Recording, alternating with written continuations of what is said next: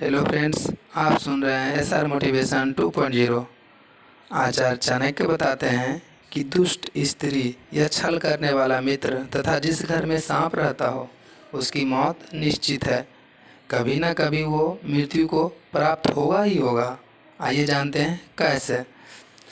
अगर घर में दुष्ट पत्नी हो तो उसके जीना ना जीने के बराबर होता है। वह अपमान और लज्जा के बोझ से एक तो वैसे ही मृतक यानी मरे हुए व्यक्ति के समान है। कौन मरे हुए व्यक्ति के समान है? वो जो पत्नी है उसके पति, उस स्त्री का जो है पुरुष यानी गृह स्वामी।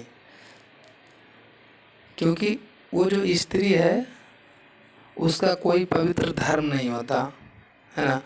ऊपर से उसे सदैव यह भय बना रहता है कि यह स्त्री अपने स्वार्थ के लिए कहीं उसे विष ना दे दे, क्योंकि ऐसे दुष्ट प्रतीत स्त्रियों का कोई पवित्र धर्म नहीं होता। उन्हें केवल अपने अय्यासी से मतलब होता है और डर ये भी बना रहता है कि कहीं उसे कभी मरवा ना दे। क्यों? सिर्फ वो अपने अय्यासी के लिए, क्योंकि वैसे स्त्री, दुष्ट स्त्री अपने अय्यासी के लिए कुछ भी कर सकती है।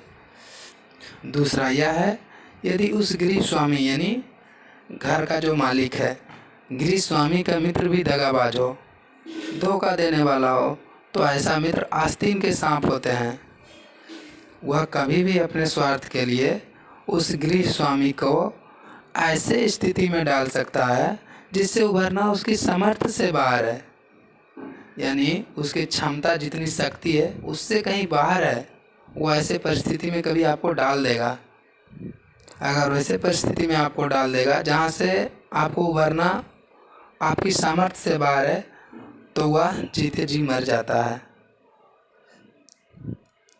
तीसरा यह है, जिस घर में छिपकर रहने वाला सांप की संभावना हो तो गृह स्वामी को नियंत्रण भय बना रहेगा कि सांप उसे डस ना ले।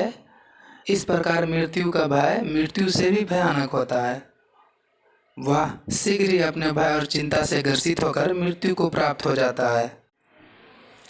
इस प्रकार चाणक्य ने गृह स्वामी को दुष्ट स्त्री, आस्तीन के सांप जैसा मित्र या फिर छिपे हुए सांप अर्थात दुश्मन से सदैव सतर्क रहने की शिक्षा इस श्लोक में दी है। ये जो आपने पूरा सुना, इसे कहने का सिर्फ अर्थ एक ही है।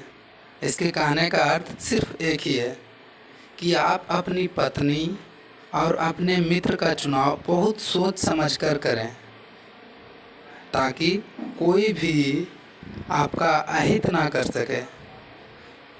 तो थैंक यू फ्रेंड्स सुनने के लिए।